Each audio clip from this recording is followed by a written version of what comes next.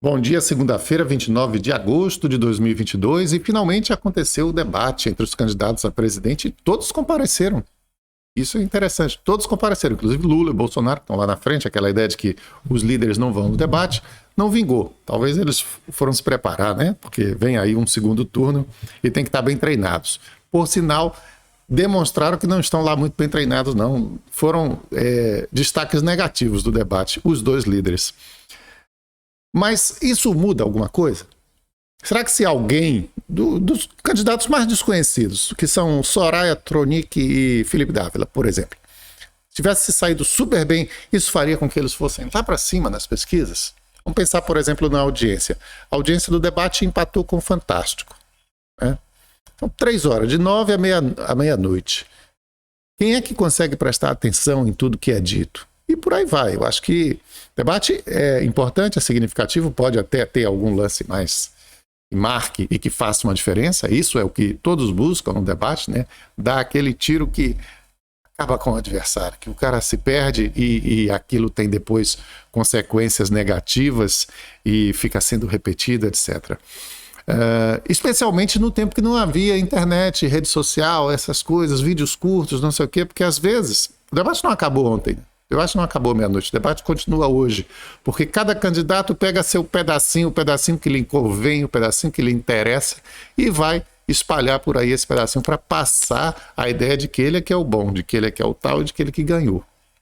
Inclusive o Bolsonaro, que foi o que se deu pior, segundo as avaliações. A minha é a mesma do público que foi pesquisado lá durante o acontecimento, né? O pessoal organizador do debate reuniu um grupo, vários grupos, totalizando 60 pessoas, e avaliaram que Simone Tebet foi quem teve o melhor desempenho. Eu achei a mesma coisa, a minha percepção também foi essa. A candidata MDBista recebeu 43% dos votos na hora de dar a melhor avaliação, seguida de Ciro Gomes com 23%, o que eu também concordo. E em terceiro ficaram juntos Lula e Bolsonaro. A Soraya Tronic, só 2% dos votos, e Felipe Dávila, ela foi a última, porque o Felipe Dávila teve 8% dos votos.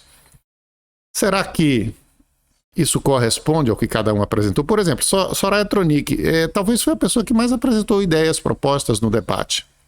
Agora, ela pessoalmente, que para mim era a desconhecida dos desconhecidos, tem muito um ar assim de atriz canastrona de novela mexicana, né? Uma coisa meio teatral, meio forçada e tal, mas independente disso, ela compareceu bem ao debate.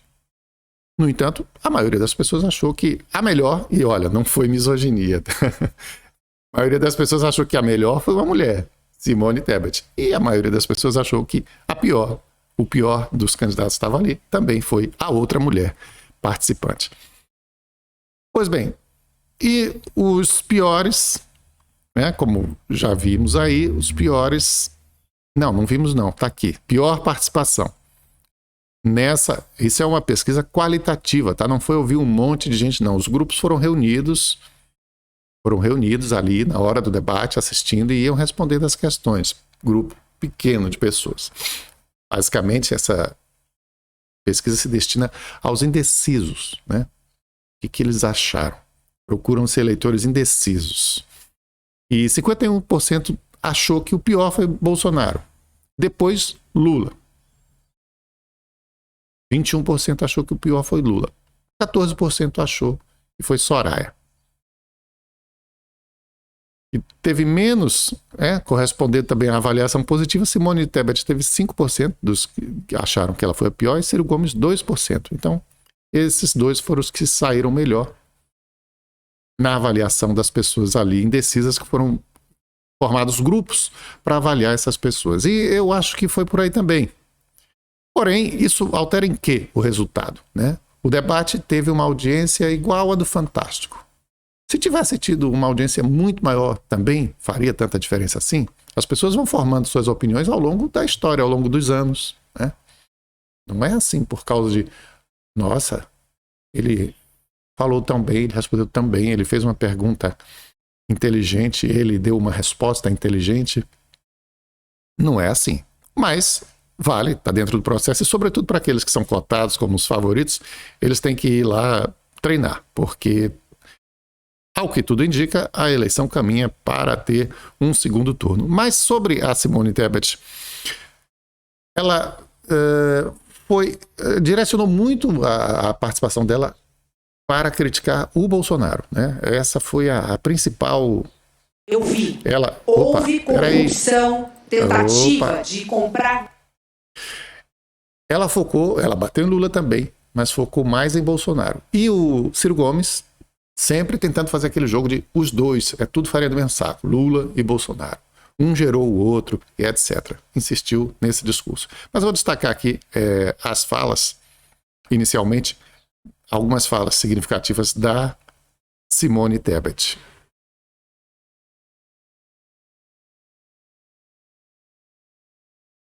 Eu vi. Houve corrupção, tentativa de comprar vacinas superfaturadas. Os documentos estão aí. Covaxin é o contrato mais escabroso que eu vi. Tentaram pagar antecipadamente 45 milhões de dólares para serem pagos no paraíso fiscal por uma vacina que não tinha comprovação científica para poder trazer para cá sem nenhum critério.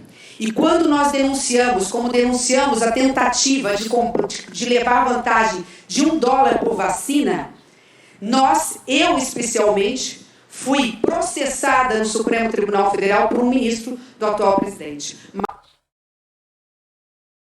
Pronto, essa já foi um foco aí em que ela foi bastante clara, porque a Simone Tebet participou da CPI da Covid, né? E teve uma participação, assim, bastante enfática e significativa, né? Então, estava bem informada sobre esse assunto e focou bastante nele e utilizou essas informações justamente para direcionar esses ataques bem diretamente ao Bolsonaro. E não parou por aí. Sim, pela insensibilidade do atual presidente da República, negou vacina, atrasou 45 dias. Muitas pessoas poderiam estar entre nós, não estão, por culpa da insensibilidade do governo que não colocou vacina no braço do povo brasileiro. Bem, aí o Lula está aparecendo na tela porque ele fez uma pergunta a ela relacionada ao assunto. E isso foi uma estratégia que ela utilizou o tempo todo. Pegar todas as perguntas ou respostas e levar a direcionar contra o Bolsonaro. Aliás, até hoje deu um mau exemplo e dá mau exemplo e não se vacinou. Mas também não deixou de reservar uma partezinha das suas falas e dos seus ataques ao ex-presidente Lula. Para se ganhar a eleição no passado, se criou o mensalão, comprando, através de mesada, voto de consciências de parlamentares. Depois, quando foi descoberto, inventou-se o Petrolão, quase se quebrou uma estatal brasileira, fatiando inclusive com parcela do meu partido, e eu faço meia-culpa, inclusive de parlamentares que nem nos apoiam, estão hoje apoiando o atual candidato do PT. Depois de descoberto, quase se quebrou a Eletrobras para se poder segurar os preços da energia e depois a conta veio muito cara para nós para se ganhar a reeleição da ex-presidente Dilma. Bom, então tudo isso aí ela está focando nas gestões do PT. Aí vai chegar a parte de Bolsonaro. E agora, talvez o maior escândalo da história do Brasil de corrupção, o tempo dirá, o orçamento secreto. 16 bilhões de reais todos os anos, dizendo que está indo para o interior do Brasil, sabendo que essas notas são frias, que esses serviços não são executados, que esse dinheiro volta na integralidade para o bolso de quem o entregou. E realmente eu acho que isso pode acontecer mesmo. O maior escândalo político, né, da roubalheira, que é tão farta de escândalos no Brasil, pode vir a ser esse orçamento secreto. Outro dia eu mostrei aqui uma matéria do Jornal Globo, uma garota de 21 anos, que a mãe disse que era desempregada, que ela disse que trabalhava numa loja de sapatos, sem carteira assinada em Goiânia, e era dona de uma empresa com negócios milionários com vários ministérios do atual governo. Porque esse dinheiro de orçamento secreto está servindo para injetar recursos nas campanhas dos deputados que estão no controle total dessas verbas. E isso, quando começar a aparecer, vai ser uma fartura de absurdos e de roubalheira. Mas teve mais aí da Simone Tebet contra o Bolsonaro. Lugar de presidência é lugar de exemplo, de coisa séria. Não podemos ter um presidente que mente, que cria fake news, que divide as famílias, que destila ódio, que agride da forma mesmo desrespeitosa qualquer pessoa que de alguma forma lhe aponte a verdade. Bom, mas o Bolsonaro respondeu também, né? Então tem que botar pelo menos aí uma parte, aí, alguma coisa do que ele respondeu. Começa de novo com a Simone Tebet batendo no Bolsonaro e, na sequência, ele dá ou tenta dar a resposta, né? É notório que tanto Bolsonaro quanto Lula não se saíram muito bem nas respostas, não. O candidato Bolsonaro, como deputado, defendeu um assassino de mulheres, de uma mulher no Senado. De quem que ela está falando? Ela se enganou em falar em Senado, não sei por quê. Houve um deputado em Alagoas que mandou executar, encomendou a morte de uma deputada, porque ele era suplente, e ele encomendou a morte dessa mulher. Ceci Cunha, se eu não me engano. Enfim, uma deputada alagoana foi assassinada. E depois foi descoberto que esse cara mandou matar essa mulher porque ele queria assumir o mandato, simplesmente. Escolheu, talvez, a mulher justamente achando que teria menos repercussão o caso, menos interesse de investigar. E esse deputado foi cassado, naturalmente, como não poderia deixar de ser. Poucos votaram a favor dele, no meio aos 500 deputados. Entre esses poucos, que foram lá uns 20, 30, estava o Bolsonaro, que foi o único que discursou em favor desse cara, dizendo, não, querendo botar panos quentes na história. É a esse caso que a Simone Tebet está se referindo aí. Defendeu um torturador de mulheres assim mesmo, no plural. Brilhante Ustra.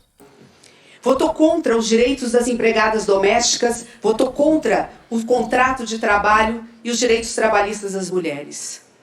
Ameaça jornalistas, comete misoginia, agride. Bom, ameaça jornalistas que ela está falando aí, ela está se referindo ao próprio...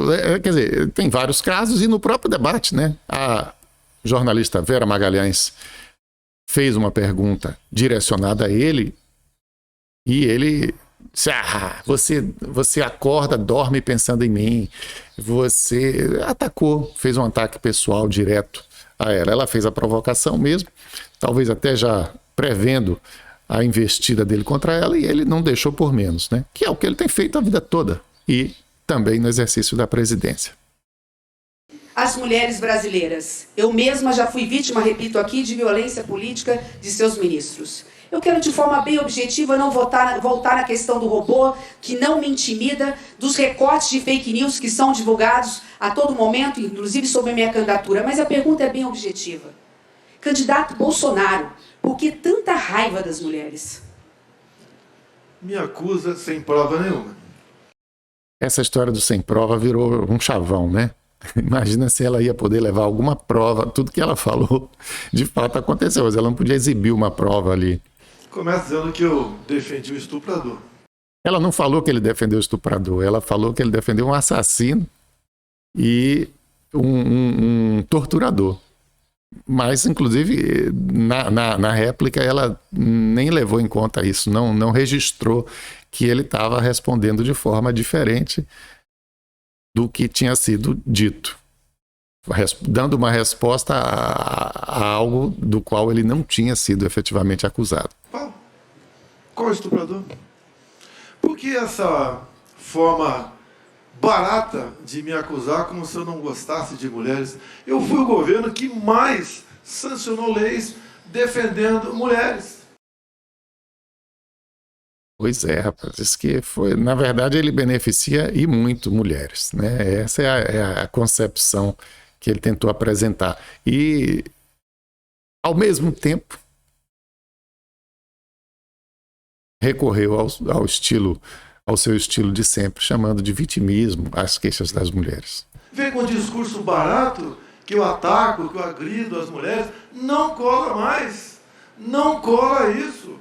Uma mulher, se porventura faz algo errado, ela tem que responder por isso e não ser defendida só porque é mulher. Chega de vitimismo, somos todos iguais. Pois bem, o Ciro Gomes também teve o segundo melhor desempenho, de acordo com aquelas avaliações, também me pareceu que foi, e também direcionou muitos ataques ao Bolsonaro. Um deles é esse aí. Por quê? Porque você é uma pessoa que não tem coração. Sabe, simular sufocamento na hora que o povo brasileiro estava faltando oxigênio em Manaus.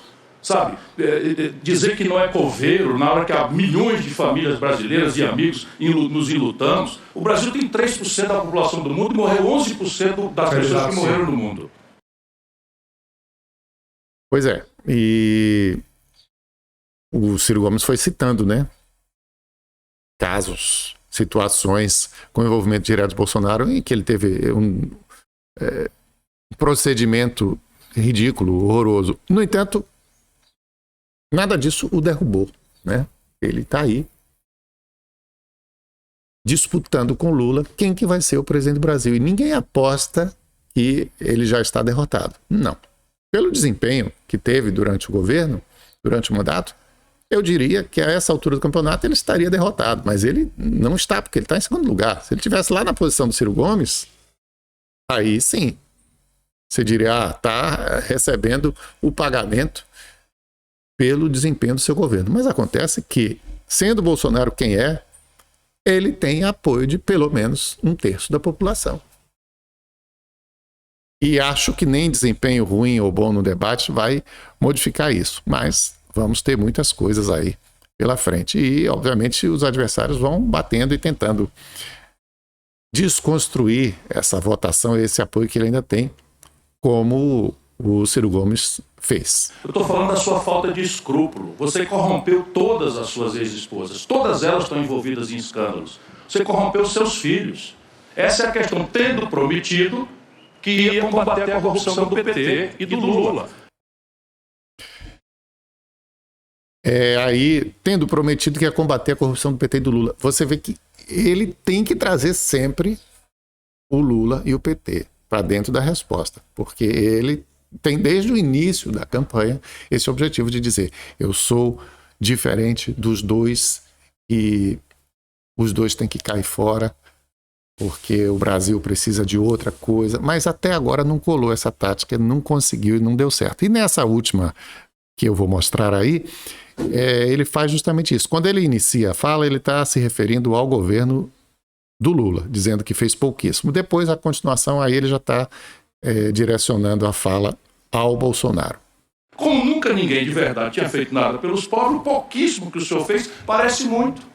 Mas não é razoável o Brasil viver como está vivendo e nós precisamos desse conjunto de políticas para fazer. Portanto, eu não sou daqueles críticos que esquecem a realidade nem os limites. Apenas o seu governo não conseguiu responder nem a questão econômica trágica que herdou, porque é verdade que o senhor herdou uma tragédia econômica do PT. E nem conseguiu mudar aquilo que foi promessa solene, a governança política do país. O senhor está afiliado ao partido do Valdemar Costa Neto, a quem o Lula deu o DENIT para roubar o escândalo do mensalão. Tá vendo como ele fica o tempo todo fazendo aquela triangulação? Você é muito ruim, mas herdou do PT. Você fez o mesmo que o PT fez. E por aí vai, o tempo todo esse jogo. É claro que o debate foi o assunto dos jornais pelo Brasil hoje, na segunda-feira. O que foi mais incisivo, que os jornais ficam tentando fazer aquele equilíbrio, assim, de não pode direcionar para um lado ou para o outro, de dizer que alguém foi melhor, que alguém foi pior. O que menos foi por essa linha, o que adotou uma interpretação do que se viu, foi o Correio Brasiliense. Mulheres se impõem em debate radical e misógino. O Correio Brasiliense, portanto, foi bastante claro em fazer uma leitura e deu um exemplo aqui do que ele está querendo dizer. O primeiro debate foi marcado pela participação contundente das mulheres em repúdio a ataques desferidos pelo presidente Jair Bolsonaro. A senadora Simone Tebet reagiu com veemência à citação feita pelo titular do Planalto de que ela não teria investigado denúncia de corrupção na CPI da Covid. Aí, entre aspas, tem a fala dela: eu não tenho medo de você nem de seus ministros. Recebi violência política na CPI, rebateu. E depois dá o exemplo da outra mulher do debate, a senadora Soraya Tronic, que também foi dura. Quando homens são tchutchuca com outros homens e viram tigrão pra cima de nós, mulheres, eu não aceito. No meu estado, mulheres viram onça e eu sou uma delas. Soraya Tronic tentou pegar carona aí na novela Pantanal, né? Bem, os outros jornais. Opa, saiu aqui, saiu o jornal, deixa eu recuperar ele aqui para colocar. Os outros jornais, não sei se todos, mas quase todos vão naquela linha de uma tentativa de neutralidade, né? Que é complicado fazer isso, mas é necessário também, né? A imprensa tem que fazer assim, né? Faz parte da difícil missão da imprensa. Folha de São Paulo: Bolsonaro insulta a mulher em debate, Lula foge de corrupção. Sim. Tem esse aspecto aí que é importante destacar. O Bolsonaro fez uma pergunta bem específica, ele abriu o debate perguntando para o Lula e fez uma pergunta bem específica falando da delação do Palocci. Lula não tocou na resposta em Palocci, nem em nada do que Bolsonaro disse. Apenas veio com o mesmo discurso que ele tinha feito no Jornal Nacional, de que o PT é quem tinha implantado diversas medidas para que a corrupção fosse efetivamente descoberta, investigada e combatida. O que, em parte, é verdade. O que é verdade, porém, não justifica o fato da corrupção, da grande corrupção encontrada no governo do PT. E o Lula achou que o melhor caminho era não responder diretamente a essas acusações, mas não se saiu bem na resposta, não. Deixou a coisa assim parecendo que ele estava realmente fugindo do assunto. O Globo: Bolsonaro ataca mulheres e Lula foge do tema corrupção. Uma manchete muito parecida com a da Folha de São Paulo. O Estado de São Paulo: Bolsonaro vira alvo por ataques a mulheres e Lula por corrupção. Mesma coisa dos outros dois jornais. O Tempo é de Minas Gerais: Lula e Bolsonaro se atacam e são alvos de todos no debate. Aí já fica aquela manchete genérica que procura não interpretar muito o que aconteceu. Debate reforça polarização entre Lula e Bolsonaro, é a manchete no Jornal do Comércio de Pernambuco. No estado de Minas, debate esquenta a disputa ao Planalto, é a manchete mais fria de todas. Essa aí podia ter feito até no sábado, podia ter sido manchete no sábado, antes do debate.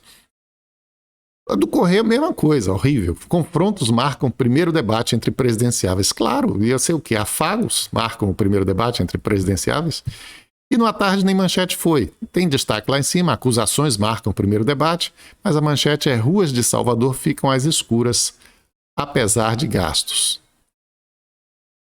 Então, esse é o resumão aí dos jornais em relação ao debate de ontem. E ainda uma informação relacionada a esse assunto, falando aqui da Bahia,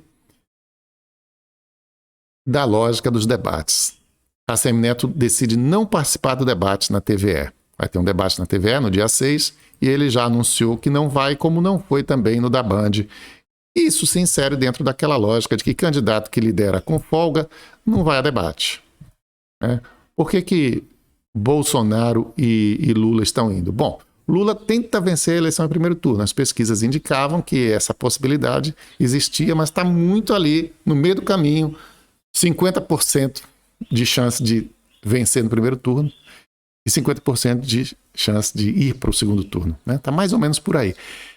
Então, ele tenta, de alguma forma, se ele derrubasse o Ciro Gomes, convencesse o eleitor do Ciro Gomes a não votar mais em Ciro Gomes e votar nele, ele venceria a eleição em primeiro turno. Porém, e por isso, então, ele talvez seja uma motivação para ele no debate. Se Lula vai, Bolsonaro tem que ir. Porque, afinal, até o treino é importante, né? Porque vem aí um segundo turno, possivelmente, entre os dois. Imagina Lula ter ido a vários debates, estar lá treinado, preparado, e Bolsonaro ir muito mal nos debates, né? Sem contar uma coisa, viu? Isso é algo tão assim imprevisível que às vezes o candidato vai mal no debate e o público acaba, sei lá, ficando com pena dele. Já aconteceu isso. E ele não perde com isso, ganha até. Mas enfim, os dois então resolveram ir para o debate. Já na Bahia, o ACM Neto tem uma liderança muito folgada nas pesquisas e uma vitória já assegurada até aqui em primeiro turno. Por isso, ele não está preocupado com essa questão. A possibilidade maior aí, para os candidatos que estão perseguindo a ACM pelo voto dos baianos, é essa daí, ó. Pesquisa IPEC, uma pesquisa que foi divulgada na sexta-feira, mas traz o mesmo resultado que o Datafolha, né? Com pouca variação em relação ao Datafolha que foi divulgado na quarta. Pesquisa IPEC aponta que 52% dos eleitores baianos ainda não decidiram em quem votar para governador. Quando se diz assim, não decidiram, a gente está falando de pesquisa espontânea, aquela em que o entrevistador pergunta em quem você vai votar, sem apresentar os nomes. E aí o eleitor, quando está convicto já do seu voto, ele já diz, vou votar em fulano, vou votar em cicrano ou vou votar em beltrano. No caso da Bahia, o ACM Neto também tem nos votos espontâneos uma liderança muito folgada, 29% das intenções de voto, o Jerônimo 6% e o João Roma 2%. Porém, 52% dizem que não sabem ainda em quem que vão votar. Então, os candidatos que estão atrás do ACM Neto ficam nessa expectativa, nessa esperança de subir agora durante o mês de setembro. Estamos chegando em setembro, né? Setembro é o mês da campanha. Eleição 2 de outubro. Então, agora, quinta-feira, começa o mês de setembro, é o mês decisivo da eleição.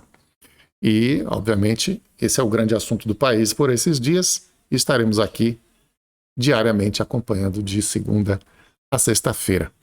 Então, fique atento e vamos sempre estar atualizando aqui as informações sobre o tema e sobre os outros temas relevantes na cidade, no estado e no país. Um abraço para você. Até amanhã. Amanhã a gente está de volta. E possível, inclusive, que ainda haja alguns desdobramentos, algumas releituras desse debate, algumas consequências dele para o dia de amanhã. Um abraço para você e até lá.